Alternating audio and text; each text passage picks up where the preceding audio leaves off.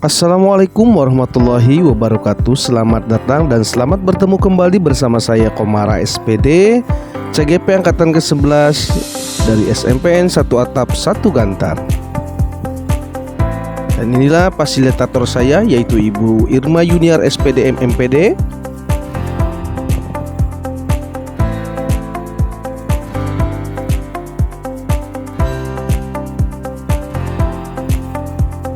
Dan pengajar praktik saya, yaitu Bapak Kisworo PHSS.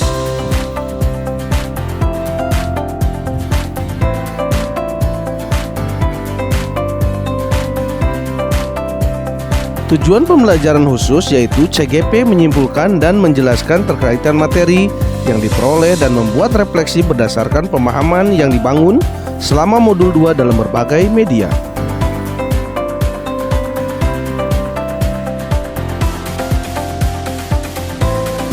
Satu, pemikiran reflektif terkait pengalaman belajar.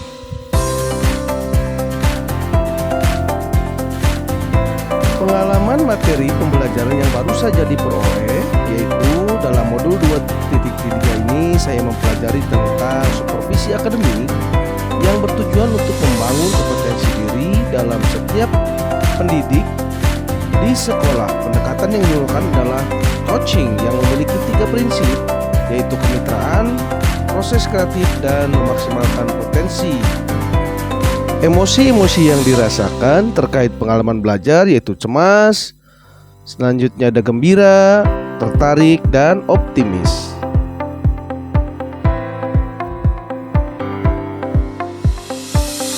Apa yang sudah baik berkaitan dengan keterlibatan diri dalam proses belajar?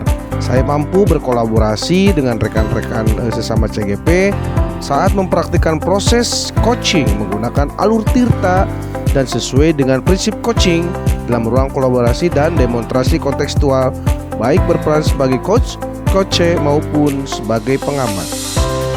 Lalu apa yang perlu diperbaiki terkait dengan keterlibatan diri dalam proses belajar? Yang perlu diperbaiki adalah kemampuan dalam mengajukan pertanyaan berbobot agar dapat menggali informasi permasalahan pada diri coach.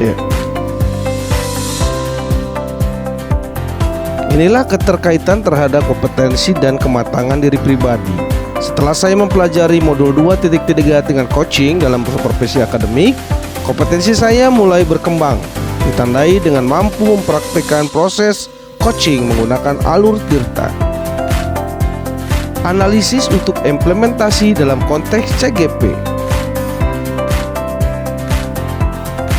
Memunculkan pertanyaan kritis yang menghubungkan dengan konsep materi dan menggalinya lebih jauh. Bagaimana agar prinsip coaching dapat diterapkan dalam kegiatan supervisi di sekolah?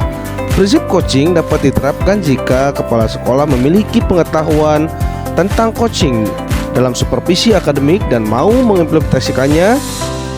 Kegiatan supervisi jangan hanya bertujuan sebagai bagian pelayan guru saja, namun supervisi harus dijadikan sebagai cara untuk meningkatkan kompetensi akademik guru, sehingga tidak hanya dilakukan observasi kelas saja, tetapi harus ada percakapan pra-observasi dan pas.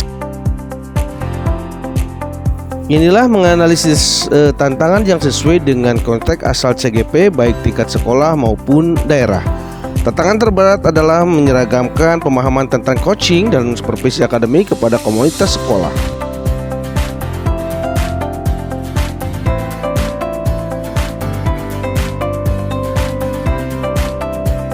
Membuat keterhubungan.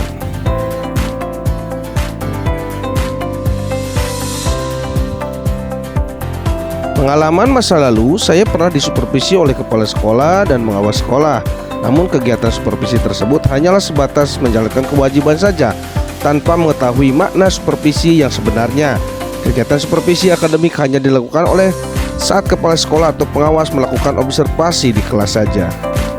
Dan penerapan di masa mendatang, yaitu ke depan kegiatan supervisi ini harus dijadikan salah satu bagian dalam peningkatan kompetensi guru dalam bidang akademik dengan menggunakan prinsip coaching, yaitu kemitraan, proses kreatif, dan memaksimalkan potensi.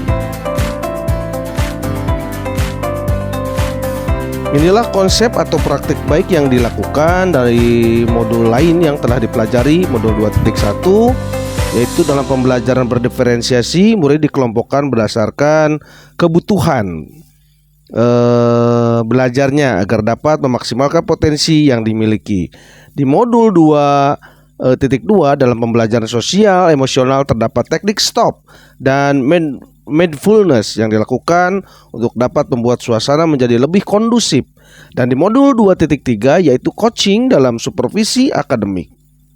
Dan inilah informasi yang dapat dari orang atau sumber lain di luar bahan ajar PGP, yaitu faktor utama pelaksanaan supervisi akademik oleh kepala sekolah, yaitu kesadaran kepala sekolah akan kompetensi supervisi yang harus dijadikan semangat dan dukungan oleh para guru. Mungkin itu dan terima kasih.